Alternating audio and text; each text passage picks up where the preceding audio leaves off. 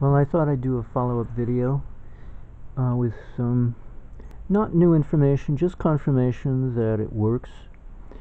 The prior 3 episodes I think I did, or videos, were on the topic of using iodine on my toenails. And then I think maybe around the 3rd video I started to get into a new area of the body that I was using the iodine on, and that was the penis. And I may have already related to you that I burnt my penis inside the urethral opening about a centimeter in from the tip. Now I'm tightly circumcised, so I don't have a foreskin. And I had painted initially the whole head of the penis, the glands, and down, extending beyond the corona, just under the corona to the scar line, and a little bit of the shaft, the skin shaft of the penis, but mostly not. And then I went across, I noticed that the frenulum, or where the frenulum used to be before I was circumcised, the frenulum was dry. I hadn't painted it with the iodine. I was using 2%. Not 7% in an alcohol base, but 2% in a water base, tincture of iodine.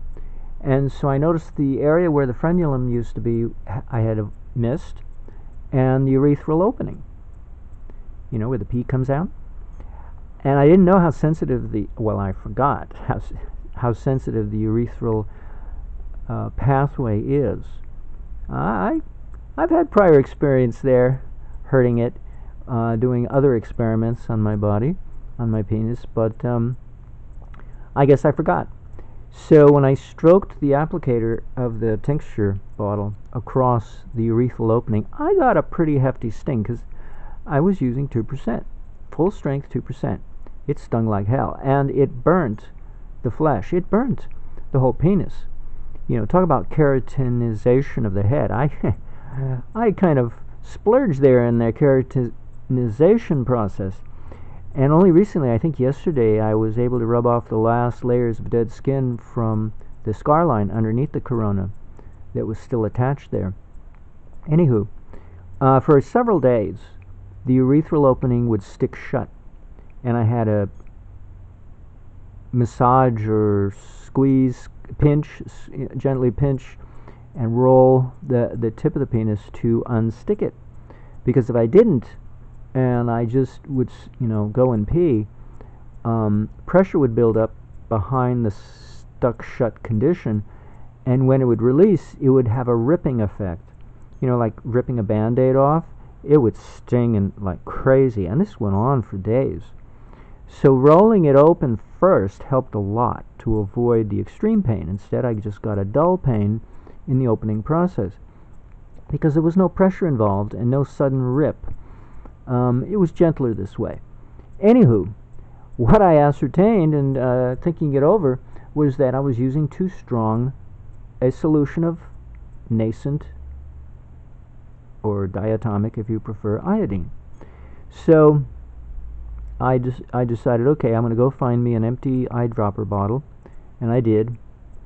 Or I emptied out what was in it already and rinsed it out and dried it, and it didn't dry, so then I rinsed it out with distilled water and then let that dry, and then I filled it, or I didn't let it dry because I had it rinsed out with distilled water anyway, and then I filled it with 1 drop of, I went in my stockpile of various iodine solutions because I had experimented several years ago when I was living up in the state of Washington with various solutions of iodine, some with DMSO, some with MSM, and so I selected one that had MSM dissolved into the iodine mixture because I thought that would help with the pain, inflammatory pain, irritation, because iodine is irritating to sensitive areas.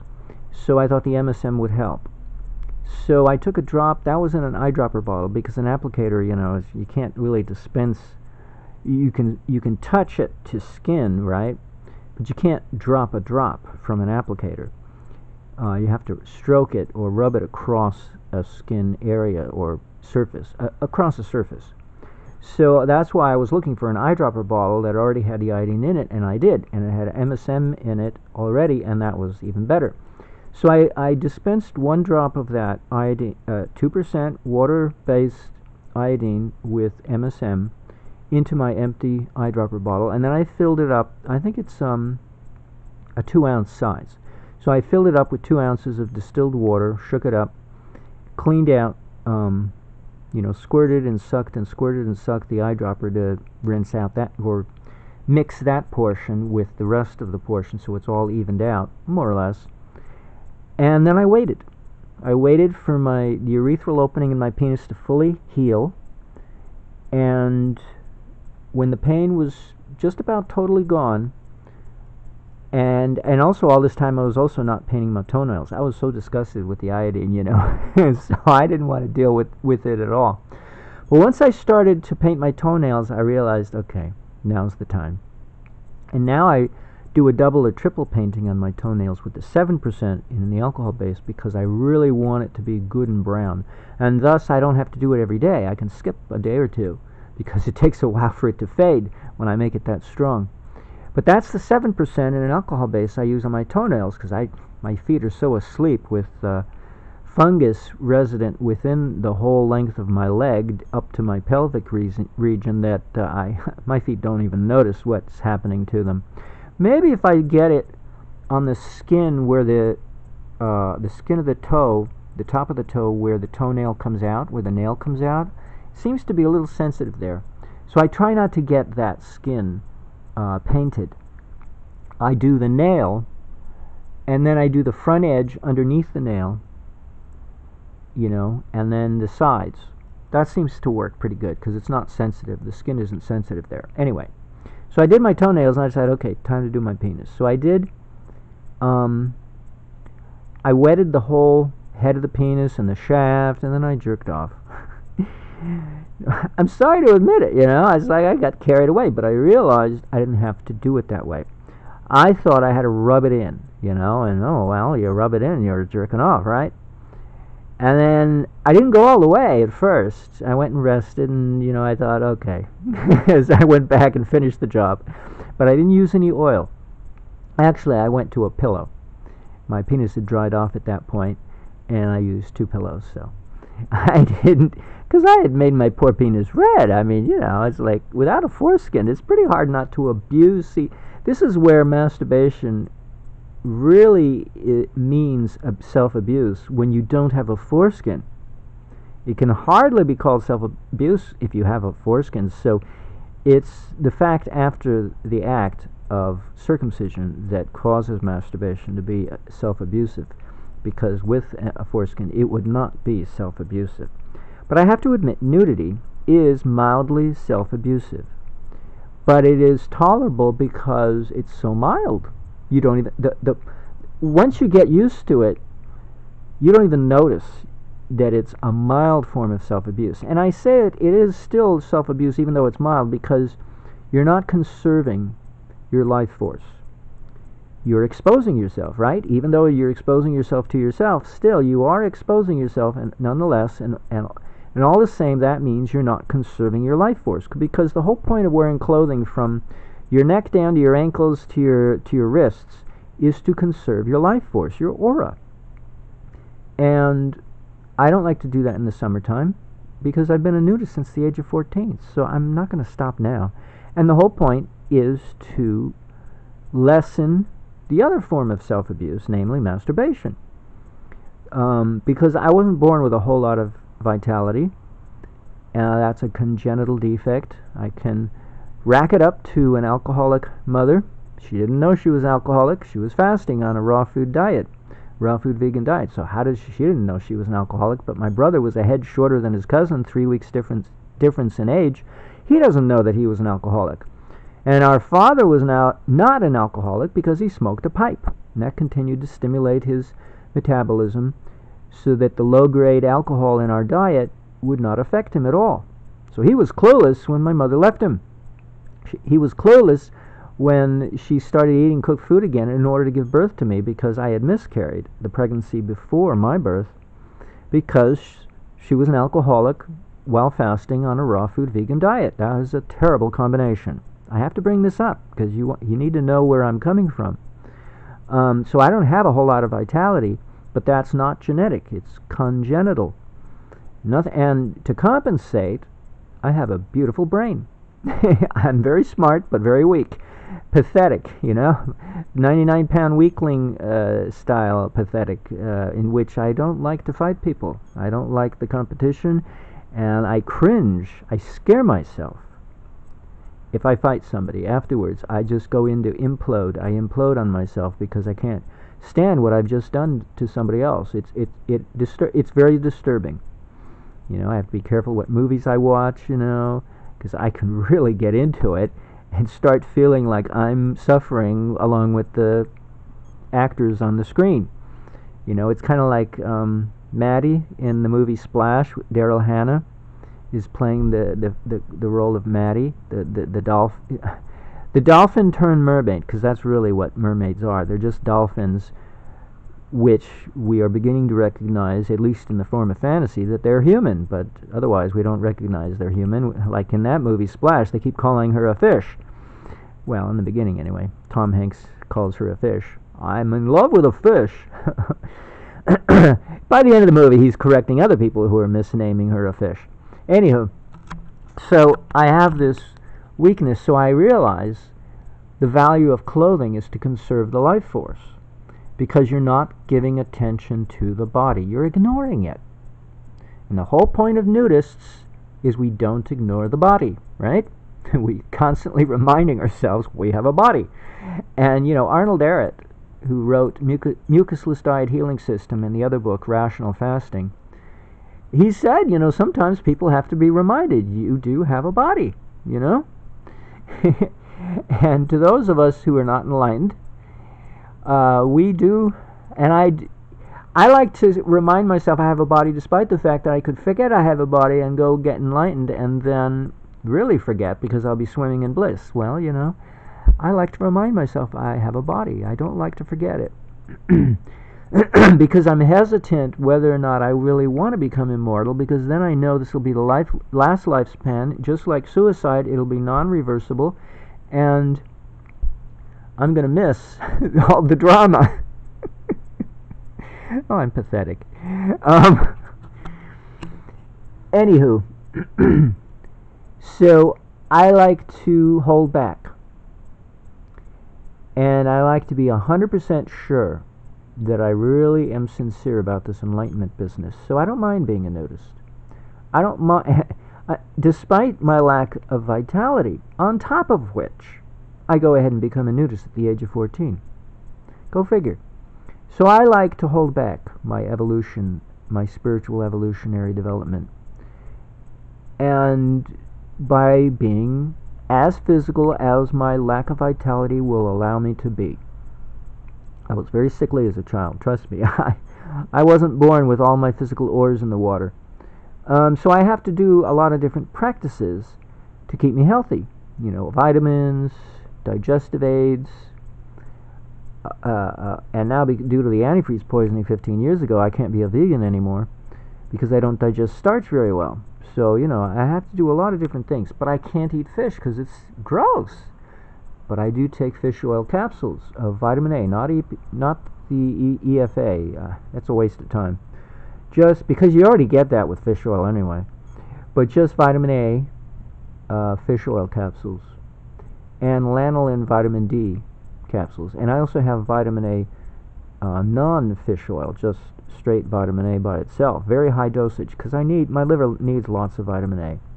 So I take about 75,000 international units of vitamin A a day, in addition to which I use the cod liver oil fish oil vitamin A, which is a low dosage of vitamin A, to simply give me a refined version of fish in my diet so that I can be grounded. And I also eat yogurt, and I have egg pasta because I eat so little eggs, I don't digest them very well. That's the only way for me to get eggs into my diet and not have eggs spoil on me. So I managed to eat a spread eagle diet. I'm lying on my belly with my legs slightly spread eagle, so the term came to mind. But my penis is pointing down, not up, because I'm not trying to masturbate. I'm lying on my grounding sheet on my earthing beds, so I'm grounded to the earth and electrically connected to the earth, And I'm making this video in the nude because it's summertime, right? It's June already, I think. Yeah, June. And it's nice and warm. In fact, it gets very warm. Anywho, so the hot topic here is what I do to my penis every morning now. I use the dilute.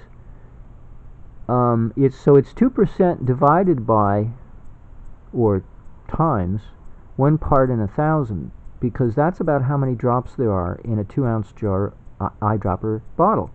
If you figure 20 drops per quarter teaspoon, 4 quarter teaspoons to a teaspoon, that's 4 times 20, that's 80. And then 3 teaspoons to a tablespoon, that's 3 times 80 is 240. And 2 tablespoons to an ounce, that's 2 times 240 is 480. And you guessed it, 2 times 1 ounce becomes 2 ounces, is just under 1,000. 480 times 2 is 960. So it's roughly 1,000 dilution. So 1,000 into what's already 2 parts or 20 parts per 1,000 becomes 20 parts per million. So I've got 20 parts per million, 20 ppm of iodine, nascent iodine, that I apply to my urethra, and it stinks. But you know, it's mild, it's gone, it's over with, and it did its job, which is entirely, as far as I'm concerned, psychological for the most part. Now, if it has a long-term benefit of stimulating the spontaneous regeneration of a foreskin, so be it. I'm keeping my fingers crossed. But that'll be for 10 years from now down the road, you know, when I'm old and ready to pop into the grave, for me to find out. In the meantime, though, I am getting a psychological benefit, so I consider it an austerity. In the Sanskrit, it's called tapas.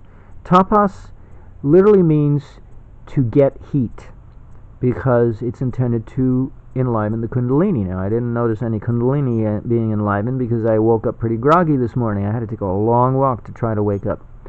But when the iodine was stronger, it did. So it has the potential for awakening the kundalini if it had been any stronger, but it was so mild it did not. And that's good, because I can live with it. It doesn't do any tissue damage that I noticed, although it did, my urethral opening did get stuck in the middle of the night when I was sleeping. And that happens anyway, from time to time. And I don't know why. It just happens. So it can be pretty severe sometimes and really shock me in the middle of the night when I'm half asleep sitting on the toilet peeing. I don't stand to pee most of the time. I sit down. Hey, at my age, lying down is even better, but I can't pee lying down, so, you know. Because, see, antifreeze poisoning ages the physiology, and usually it kills you. That's how quickly it ages you. But in my case, because I know a thing or two about studying the matter, I've managed to stay alive. All my cats are dead, because they were poisoned along with me. All 4 of them. They didn't last more than 2 years. The first one went in 1 month. She had liver cancer. Anywho, so somebody gave me a figure and told me, he was a healer, a psychic healer, and he told me the figure that my body was 10 years older than my chronological age. Now, up until the poisoning, my biological age was 5 years younger than my chronological age due to meditation and fasting and veganism. But here I aged 10 years according to him, which means I aged 15. So it was pretty upsetting to watch my body deteriorate so rapidly. In the beginning it was worse. I was dying. But I got over it. You know, I did apricot pits, and then I did liquid cesium chloride. I did all kinds of things. And now I do things that are mild and convenient and cost effective and are not severe. I mean, I keep cesium chloride on hand, and I do take it once in a while because I do need the boost, but only a drop, and it's totally saturated with MSM. So I rarely have to use it, and that's good because it is hard to get rid of. It stays in the body for months and upsets the potassium balance in the bloodstream. But I don't use apricot pits because that only works for me on a raw food diet. On a cooked food diet, I have so much candida, it results in self-poisoning. It's a waste of time. So all these people saying, "Oh, be moderate with apricot pits," that's a bunch of booey. The only reason that we have to be moderate is because we're loaded with candida. And there's several ways around that. You know, you can live with, like the Hunzas, up at 25,000 feet in the Himalayas, in which they have no windows, you know. It's just an opening in their hut. So all that icy cold air comes in while they sleep at night, and they're warm and snuggled in bed with their honey, but they're breathing freezing cold air at 25,000 feet. So you're not going to have any candida in your body to give you any trouble. But on top of that, their diet is mostly semi-raw. They have very little firewood up there, and so they don't eat a whole lot of cooked food. About the only food they cook is the bread, and it's not even wheat. They can't even grow wheat. They make some kind of chapati or whatever you could call it out of buckwheat and millet, you know, the grains that can tolerate living, growing up at that altitude. They have a lot of dairy products. They have no eggs, no chickens, and the only meat they have is on a rare occasion in small quantity, because I think they're probably limited to goats. You know, they probably keep some goats. I don't know, but they eat very little meat, a lot of dairy, and they may get fish from the streams down below, because down at 20,000 feet at the bottom of the gorge that they live up at the top of, they could probably get some fish, I suppose. I don't know. But they get glacial water, you know, they drink glacial water, and so they don't have any reason to have candida in their body, so they can get away with eating raw apricot pits, 3 dozen an hour after lunch each day, you know. Us Westerners, we're so disgustingly deprecated that we can't get away with using apricot pits unless we're on a 100% raw food vegan diet, and then we can do it. Or breathe icy cold air every night while we sleep, you know. Trust me, apricot pits is a very narrow window in which not everybody can handle this stuff, because they're loaded with candida to begin with, on top of the whatever cancer they're trying to deal with. So it's not an easy protocol to follow. But with also olives don't grow at that altitude. So although they're the remnant of Alexander of Macedonia's army, as they retreated from India, they took their food along with them as they marched across the planet. But olives don't grow at that altitude, so that's another thing from their cherished homeland of Macedonia that they couldn't grow it and have in their diet. But they had something else. They still had apricots, so they grew apricots and eat a lot of dried apricots during the year. Anywho, so where was I? So every morning now, I started this morning and I put 1 drop of the 20 parts per million iodine, water-based iodine solution, tincture of iodine, into my urethral opening. I pinched it open with my 2 fingers of one hand and used my other hand to hold the eyedropper and carefully drop 1 drop into there. And it stung. And then I closed it, open, closed it, open, closed it, and then I patted it dry with a little toilet paper because I didn't want to suffer too much. And it didn't, wake me up. I still had to take a long walk to wake me up because I've been up till 3 in the morning last night. I got about 4 hours of sleep because I've been really buzzing, working on my free energy presentations, and somebody bought one of them that I had recently put up that I'm upgrading because I can only, I use PayHip as an alternative to Amazon because PayHip doesn't give me any trouble. They don't review anything. You put it up, it's there immediately for sale. So I charge less at payhip.com than I do at Amazon for my free energy presentations, because it's such a novelty not to have to work so hard. Amazon, everything goes through review, and boy, if it doesn't pass the muster, it doesn't get posted, doesn't get published. So it's given me no end of frustration with Amazon, but they do distribute. I've had more sales through Amazon certainly than through PayHip. PayHip I have to hand hold. It has to be people I already know. It can't be a stranger, Amazon, though, I have sold through to strangers across the planet because the distribution through Amazon is much better. But that's the problem. You have to go through review with everything. So I did a video yesterday or the day before yesterday. I can't remember which day it was. It might have been the day before yesterday. I think it was the day before. Yeah, because I've been working on upgrading it. It was the day before yesterday, and so that I can only distribute it through the UK because they don't care what shape it's in. But for the American audience, the American marketplace section of Amazon, they're very particular. So they want me to do captions for the hearing impaired, you know, or maybe they don't want to turn on the sound and they just want to read the text. Oh, God. So it's a 50-minute long video. I got to redo the... I posted it privately on YouTube so that nobody can see it, and then I waited for YouTube to process the video thoroughly to create the closed captioning, and then I downloaded the closed captioning, and now I'm editing it and applying it. I'm only up to around the minute 8, and it's slightly over 50 minutes long, so I got a ways to go. It's a lot of work, a lot of secretarial, boring work, which I'm taking a break from. But it'll be rewarding because then it'll make it possible for me to publish this video in the States, in the United States, and have a better chance for sale. And that's really the target audience because we're the ones who are ignorant. Everybody else across the planet is not, by comparison. But the media and the educational system and the just plain common sense is common ignorance. I mean, trust me, Americans are downright ignorant. You got to get your news from outside the states if you want to get any news that the media doesn't want to show.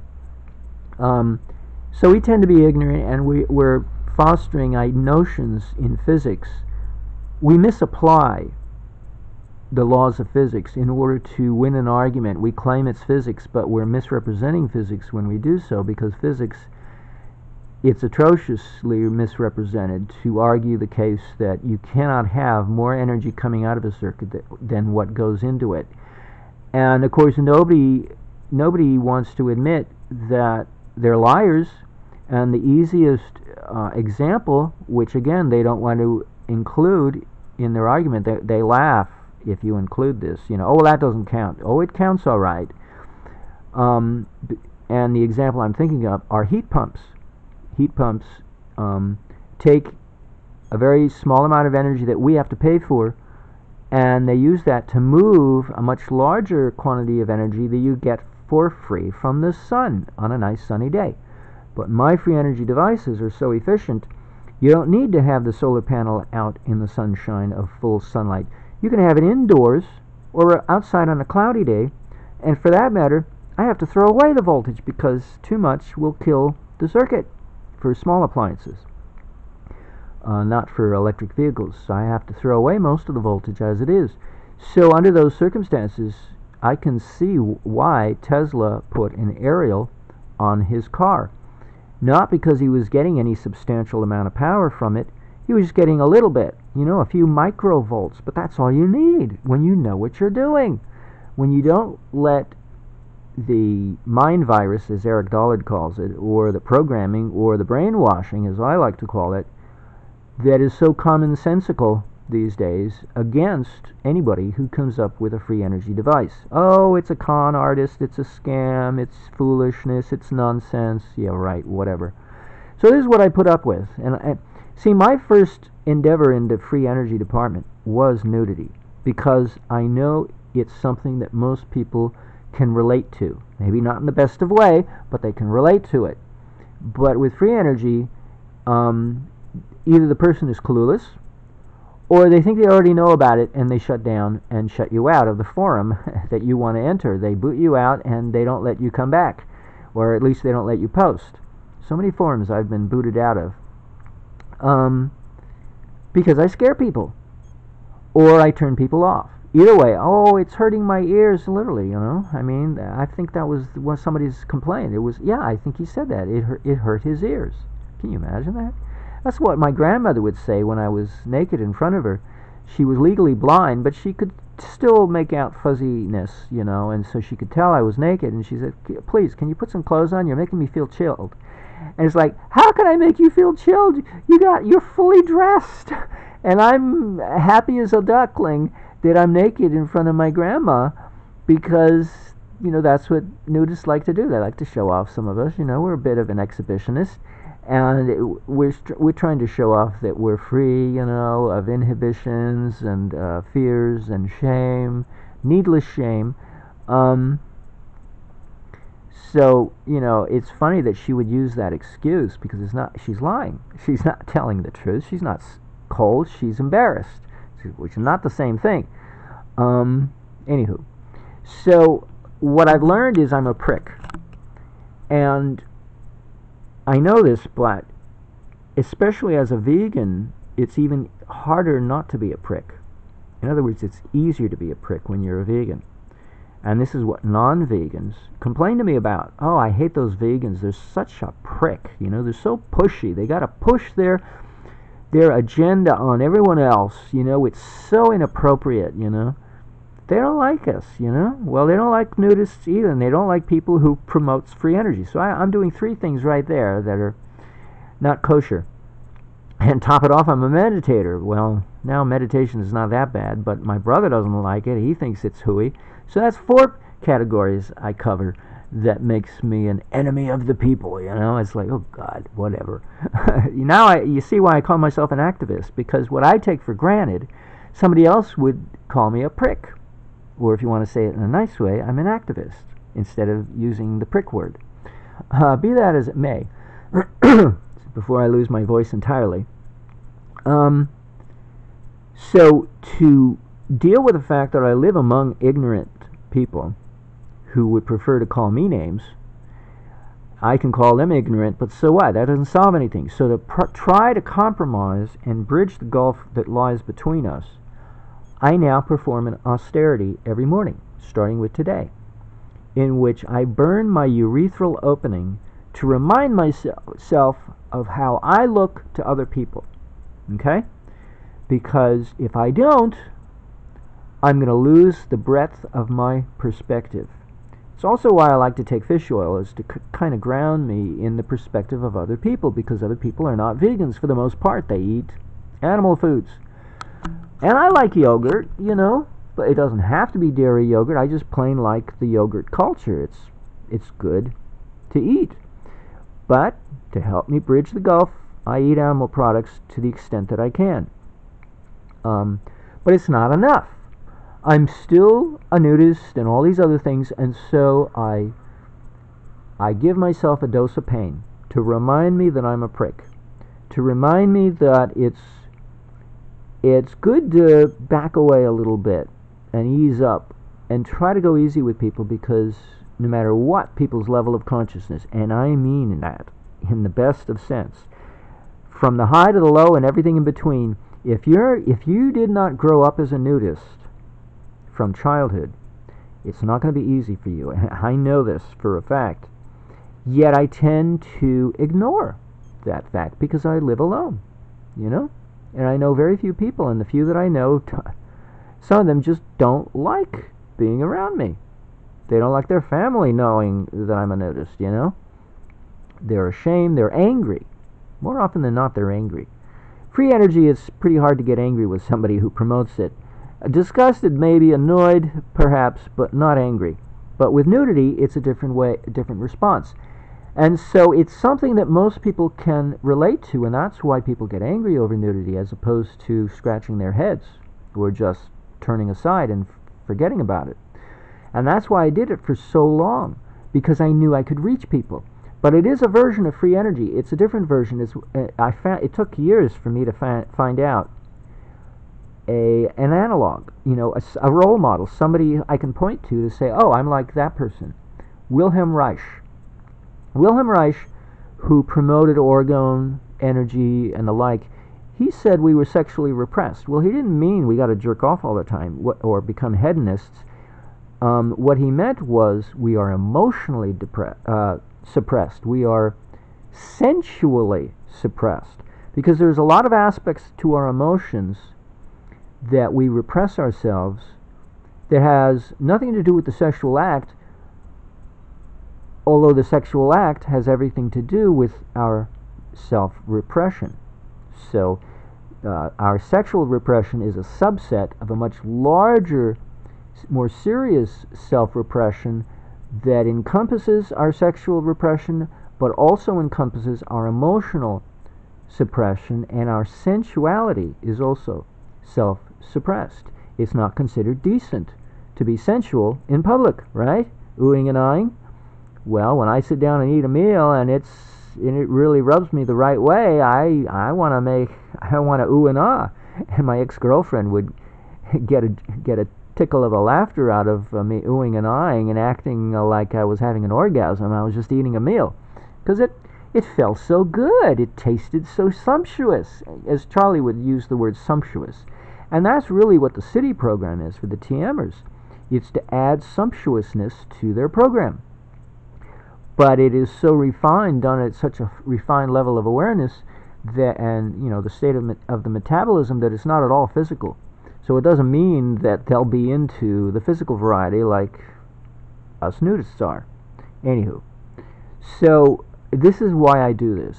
It's for psychological reasons, it's for sociological reasons, it's for clemency or peace. I'm trying to make the peace and keep the peace in a mild way, to remind myself that there is a slight war going on, a slight discrepancy of opinion between one person and the next. Some people enjoy nudity, some people don't, and some people couldn't care less one way or the other, and everything in between, all different varieties of those three major categories. So that's why I do this, is for because that's the only benefit I can admit to, is the psychological benefit. I don't know if it's going to stimulate regeneration of the penis. I have reason to believe it might, because the urethra grew at the same time that the foreskin developed during our third trimester when we were in our mother's tummy. And because of that, I always felt intuitively that the tip of the urethral opening, the very opening itself of the urethral pathway that goes up to the bladder, and then, the bladder goes up to the kidneys, I felt that the stimulus of the opening of the urethra might have something to do with the regeneration, the spontaneous regeneration of the foreskin. So I've tried, tugging. I've done that already, and I don't do it anymore because I was impatient. I did a certain amount of injury, but I did manage to do a certain amount of stimulation, so that now when my penis is fully erect, the shaft skin is not taut. It's not tight, and that's not exactly comfortable. That's why they did it to us, to discourage us from wanting to have sex, at least too often. Certainly not masturbatory variety. So I managed to loosen that up, and that was a relief. So when my penis shrinks turtle size, when it gets really small, I actually have a little bit of an overhang. Tiny, tiny overhang, but only when the penis pulls in. Never used to do that.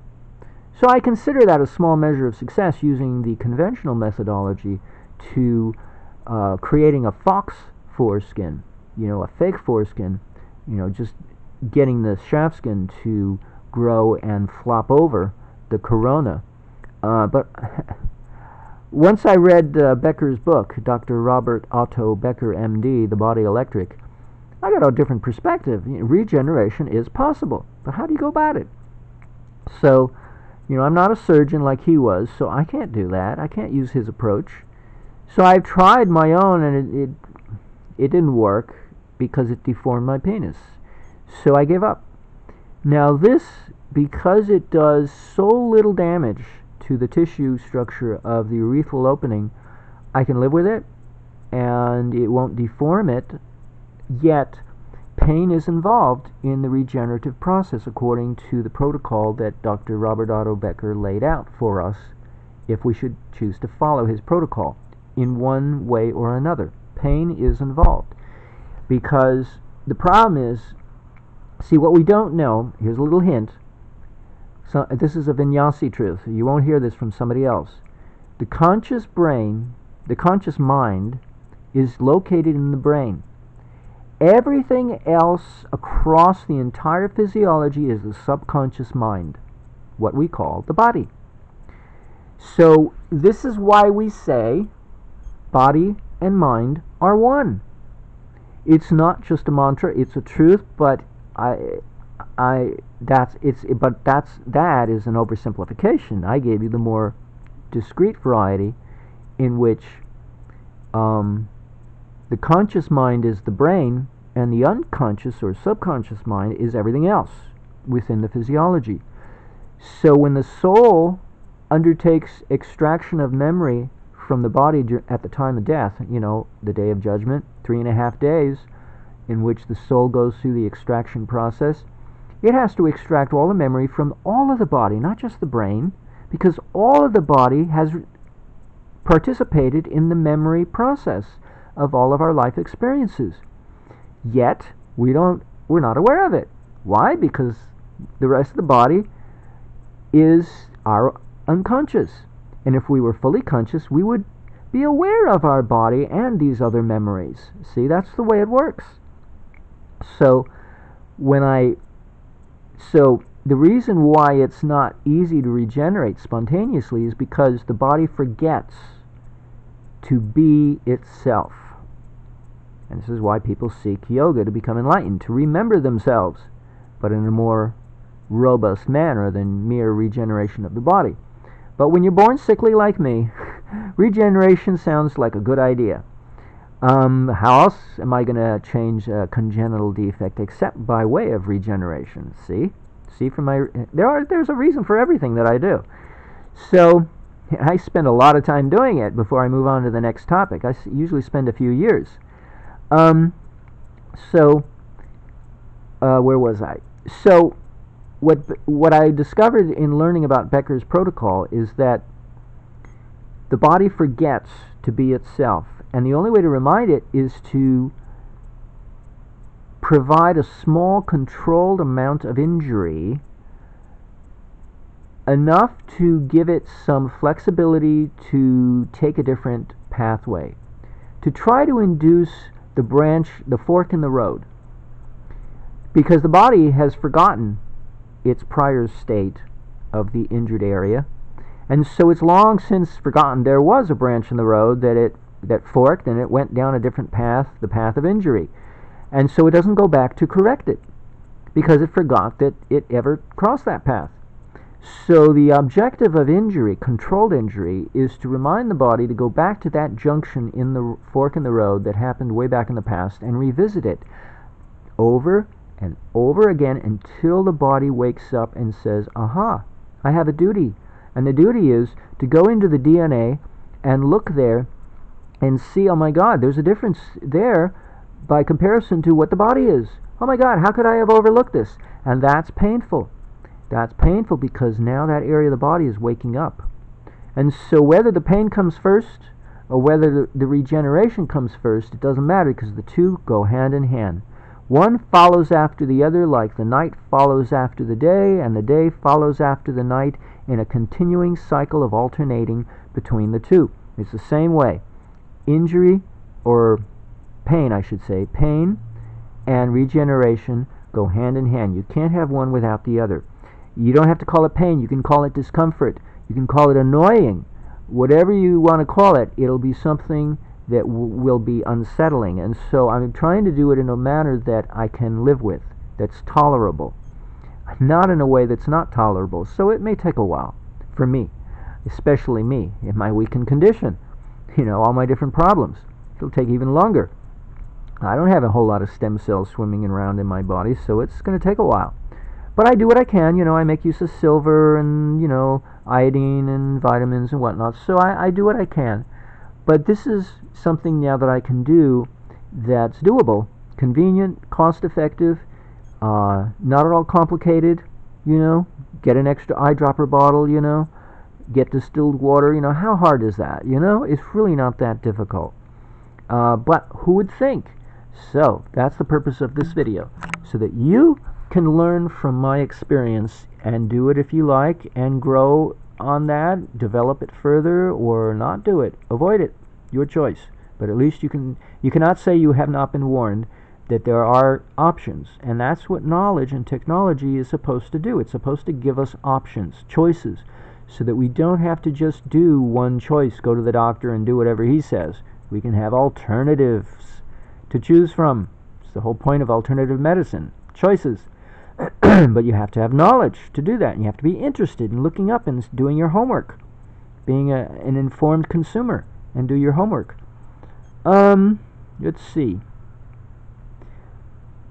So that's the two reasons why I do it. One that's a long term, that I really don't know whether or not it'll result in any kind of regeneration of the foreskin.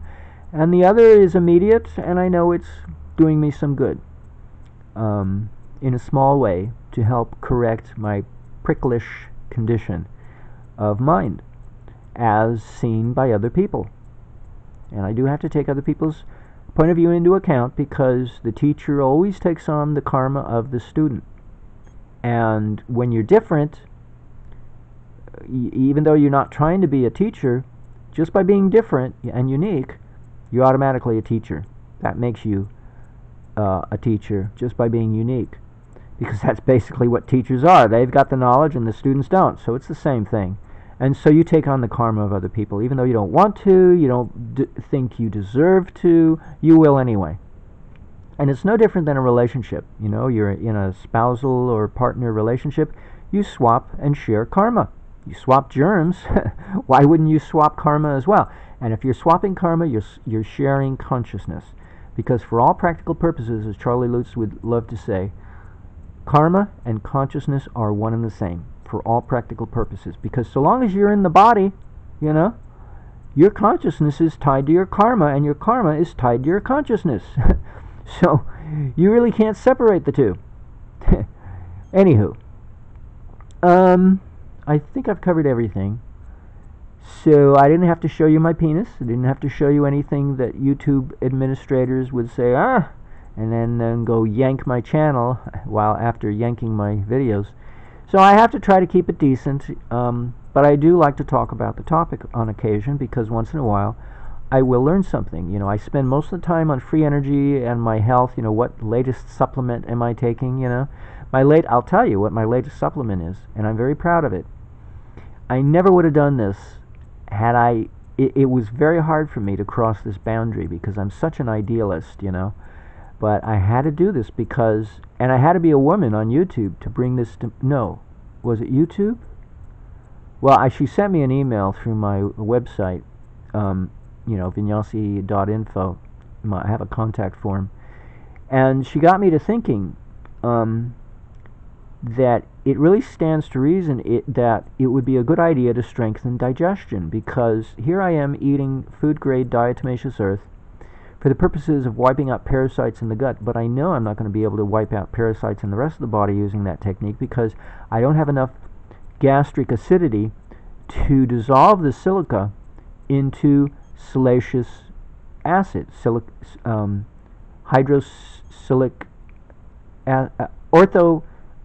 acid, which is a hydrated version of silica. The silica is able to molecularly combine with water molecules and become dissolved, or a suspension. It's actually a suspension of silicon dioxide. It's not dissolved, really. Well, they say it is, but in any case, it's not easy to dissolve silica. I think you have to use either hydrochloric acid or sulfuric acid. And of course, the stomach does produce hydrochloric acid if you're healthy, but I'm not, and so I don't produce a whole lot. So I thought to myself, you know what? It's not enough to take a vegan version of a digestive pill. I'm going to have to get the heavy-duty variety that has betaine hydrochloride and ox bile, and it has something else from an animal, from a cow. I forget what it is. It's something I'm not familiar with. Any case, I broke down and got something non-vegetarian, because I want to be able to dissolve silica in my gut so that the silica can go throughout my body and kill off parasites, because I know what parasites have done to me. That's another health problem I have. On top of everything else, the parasites I gave myself, mildly just by taking a cat into my life at the age of 8, but very severely when I went to Hawaii and didn't sterilize the water in any way, shape, or form, thinking my raw food, 100% raw food vegan diet will protect me. Well, it's true. I never got sick, but I inoculated myself with so many parasites due to the fact that I was ignorant that I was doing so. If I had eaten even the slightest amount of cooked food, I would get sick, and that happened one time, so I went straight back to raw food. But the consequence, though, the flip side, is you make yourself ignorant that you're inoculating yourself with parasites. And I ran across somebody on the internet who had the same complaint. He was totally raw, and he didn't realize what he was doing to himself, and now he has to live with that mistake. And so do I. Because parasites eat away and destroy the tissue system, and they'll eat away at your heart, your liver, your muscles, your brain. So I lost a lot of brain tissue due to parasites eating away at it for decades. All because I severely inoculated myself. So I would like to get rid of the cause, and I would like to regenerate if possible. So I work on those two areas if I can. Well, I didn't know how to get rid of parasites in the body. That's very difficult unless you use a very strong psychotropic medication, because very often psychotropic medication also doubles as anti-parasite medication, because parasites do create mental illness. Have been known to. It's statistically back to the 1953. There are statistics in the medical literature, in medical libraries, alluding to that statistical correlation between parasite infestation and mental illness. So I know that's one cause of mental illness, are parasites. And I was diagnosed at the time that I was inoculated, so duh. I was diagnosed to begin my mental illness at the time that I had inoculated myself, but it was like several years later, but still. But of course, you know, the guy who said I was this, that, and the other thing will probably never admit that it was parasites or not care, you know, because he probably doesn't think regeneration of the brain tissue is possible. But I know it is, because Diapulse, you can get if you have Medicare Part B, you can pay for Diapulse to treat your spinal cord injury should you have come into that, which made you possibly quadriplegic. You can actually regenerate your spinal cord and get up out of your wheelchair eventually and walk. Doesn't mean it'll be painless, but it can be done with high-frequency magnetic pulses at around, I think it's 1,000 times per second. They pulse you. If you have Medicare Part B, or if you have a lot of money to spend and throw away on treatments, you can regenerate the spinal cord.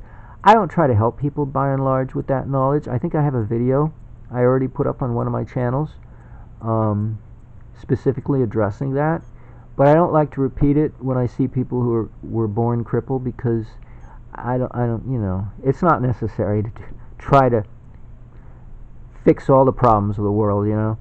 I just try to fix my own problems and then share what I've done. And since I wasn't born with spinal cord problems, I don't go there. But I do have other problems that do need regeneration. I'm not sure how to go about that, you know. I mean, I take silver, I take cayenne, but what more can I do, you know? Well, here's something more. I can burn my urethral opening with a very dilute 20 part per million solution of iodine in a water base, nascent iodine. Nascent, by the way, is spelled Nascent. Nancy, Apple, Samuel, Charlie, Edward, Nancy, Thomas. Nascent. It means it's highly active. It's highly active. It'll sterilize, and you know, and it shifts consciousness of this at the cellular level. It shifts the consciousness of the unconscious area of the physiology to become more awakened. And I think that's the real reason why it's been drummed out of commercial existence, because people don't want to wake up, or the corporate mindset does not want us to wake up. It's not good for business if we're too awake and aware of what's going on around us. Us Americans, we got to be a little dumb, we got to be a little dim, we got to be a little sleepwalking zombies, or else the commercial vested interests won't be able to make a lot of money off of us. So they have to dumb us down. Anywho. Okay, so I think I've said enough, and the video is still rolling, but the battery is getting dim. Fortunately, I recharged this before sometimes I forget. But this video is worth posting. A lot of times I record videos, I don't bother posting them because it's just not necessary. I'm just spinning a lot of hot air coming out of my lungs. But this is something I need to share with you, so I'm going to post this one on my foreskin regeneration or foreskin regeneration channel on YouTube. That's the name of the channel, Foreskin Regeneration. It has a picture of a guy with a band-aid across his pelvic region, so we don't have to be indecent. No need to go there anymore. Just talk about it. But I've given you a lot of information, so you should be able to do it on your own, the same way I do it, without getting terrible results. Just, mildly painful, in case you want to go there, in case you want to do that. Now, I would imagine if you have a foreskin, you could still do it. You could pull back the foreskin and paint the entire head of the penis, the urethral opening, and the shaft that is the underside of the foreskin. In other words, all the way up to the, what do they call it? The ridge at the tip of the foreskin where there's a muscle and, of course, increased nerves, but it's a band. I forget what it's called. Anyway, all of the area that's the underside of the foreskin, including the head of the penis, I would imagine so, because you have the added benefit that when you roll that your foreskin back over that area, it will be enclosed, it'll remain wet, and will flush itself, because you've got your two secretion ducts on either side of the frenulum that are constantly secreting fluid. So you've got an advantage over the rest of us who are circumcised, in that you could do this protocol and get even better results than I can, because the head of your penis will never dry out if you have full coverage when limp, or even better yet, if you have full coverage when erect. I should be so lucky that I regrow a foreskin to be able to do that. That's the goal, somehow or another, to come up with a efficient, consumer-based protocol that is safe, convenient, cost-effective, and tolerable when it comes to pain, or the safety issue of the hazard of self-injury. That's an issue. I'm not going to take a scalpel to my penis, as Dr. Robert Becker did to his frogs and lab rats, amputating their limbs and totally regenerating the limb. I mean, that's how good he was. He could turn regeneration on and off at will. He was that good at it. Well, I don't have his expertise. I just have the knowledge he shared with us in his book. And I'm not a orthopedic surgeon or a surgeon of any kind, so I have to be much more careful and cautious. Yet I'm still desirous. Now, he never did regeneration of penises, so or foreskins, so we don't know how he would approach the matter. But just thinking about it, there was a guy who nearly bled to death because he played with himself using his vacuum. Not the stand-up vacuum, but the tank variety of vacuum, when you have a hose and a long pipe, and then you have attachments on the end of that pipe. Well, he took the attachment off, thinking he could use the end of the pipe as a masturbating tool, because he didn't want to bother buying a pump. And he turned on the vacuum, and unfortunately the tip of that pipe is steel, and it's sharp, and it sliced into his penis while he was masturbating with that contraption, and he nearly bled to death. So yeah, when the penis is erect and you have a cut there, you could bleed to death if it's a large size capillary or artery or vein. That could be a danger and a risk. So I'm very aware of the risks, so I'm very cautious, like, what can I do under the circumstance? The penis is not an easy area to apply Dr. Becker's protocol to, but theoretically you should be able to apply his protocol to any part of the physiology, inside, outside, doesn't matter where. Just how do you go about it? I was always certain it was a technical matter, a technical problem to be solved somehow. Maybe this is how. That one video I got from an embryology website in Switzerland, it had a .ch, it's a .ch website in Switzerland, and they have a video of the fetal development during the 3rd trimester of the urethral pathway, and along with the urethral opening and the foreskin of a fetus. and it's a short animation. You can go to my webpage at, the shortcut is tinyurl.com/Becker-info. BECKER-INFO. Now, if you do Becker-patent, like patent, like an invention, patent, you will get, that's a shortcut to his patent on regeneration, which is also good to read. He's also written a few scientific articles in various journals, but he also has his book, and then he has a few other books that he wrote too. Cross Currents, I think, is another one. But I like the Body Electric. That's my favorite. That's my Bible. To the extent that it can help me, since I'm not a surgeon. What else? Oh, so on that webpage, tinyurl.com/Becker-info, way down, it's a big, huge, long page. It's got chock full of things, all kinds of stuff. On there is a section having to do with the embryology of a fetus, and it has links to this little video. I did a scaled up version because the one I downloaded was small. I enlarged it, and so I host it on my website, and then I have links to the original location on the internet where I took it from, if it's still there, and I believe it is. So you can watch the video and see how the foreskin develops. It's fascinating, and that's how we have to regenerate it, the same way we grew it in the first place when we were a fetus. That's how we have to regenerate it, not tugging on the skin, not thinking that it's going to come out of the scar line, because that's not the way it grew. It didn't come out of the scar line below the corona. It's instead, it came out of the tip of the penis, the same time the urethra was tunneling. The gap that became the underside of the foreskin was becoming more deeply entrenched.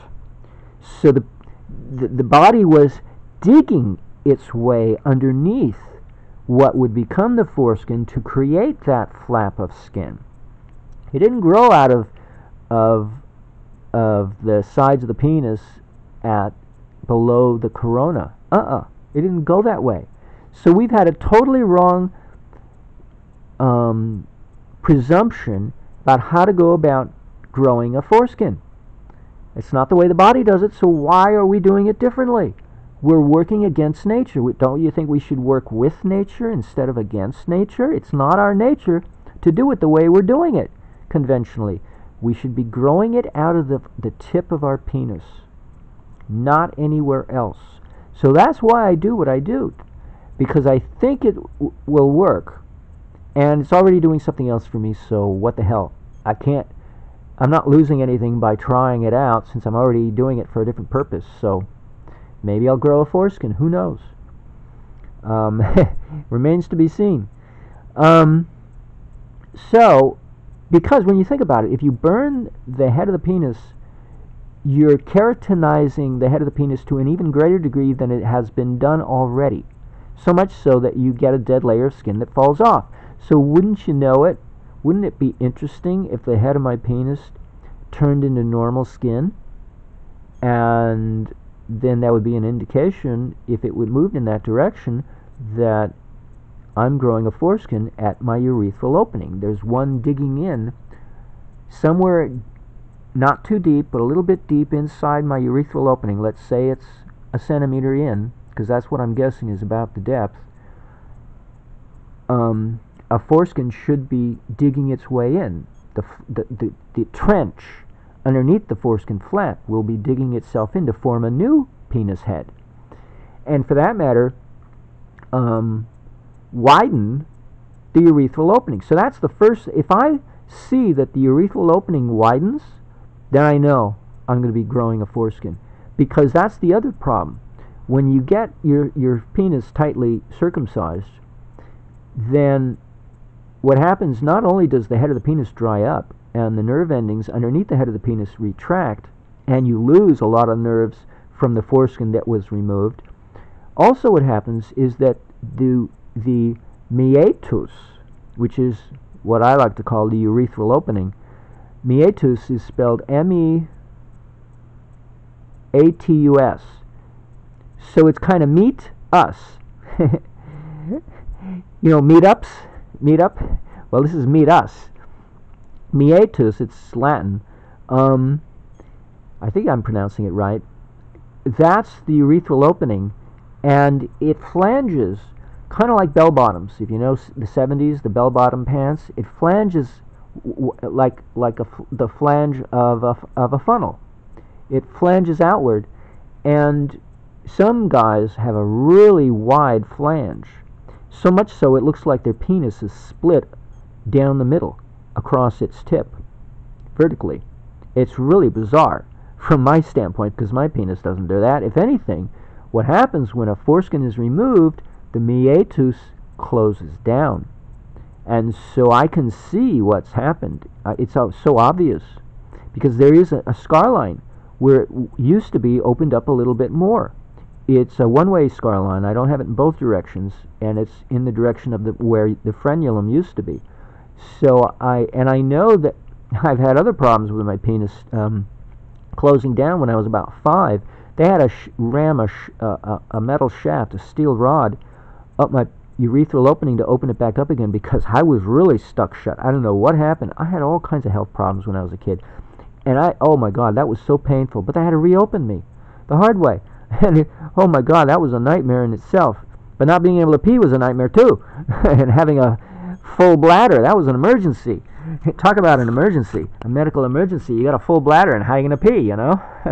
We can chop off your penis, you know, but short of that, well, that would have been the alternative. If they had not succeeded in the first attempt, method, protocol, they would have had to cut off my penis. When you think about it, maybe they would have reattached, or maybe not, you know? Anywho, so this is a problem. So I don't want to do the treatment so severe that it clams shut, because that's obviously too severe. You know, you always have to take 2 steps backwards if you want to go 1 step forward, or something like that. 1 step backwards for 2 steps forward. Yeah, more likely. Yeah, not the first, the other way. But you want to do it in such a way that it's tolerable. So I don't want to do damage to the skin such that it clams shut on me. Yet on the other hand, it should be slightly painful, because that's the only way I know I'm stimulating that area adequately enough for the body to wake up and take notice. Because that's what the subconscious, that area of the body is subconscious. It's asleep in its self-indulgent new memory that's not the original memory that I had at birth, namely the foreskin. It has forgotten the foreskin. So I have to remind it to wake up, by way of waking it up. And once it's sufficiently awakened, it will remember, theoretically, that there's some discrepancy between what's there and what's written in the DNA, what should be there. And then it'll correct it. But that remains to be seen if I succeed to get to that point. But here at least I have a protocol that works. So far, so good. So I'm hopeful, and that's why I thought I should do this video, to give you a little update.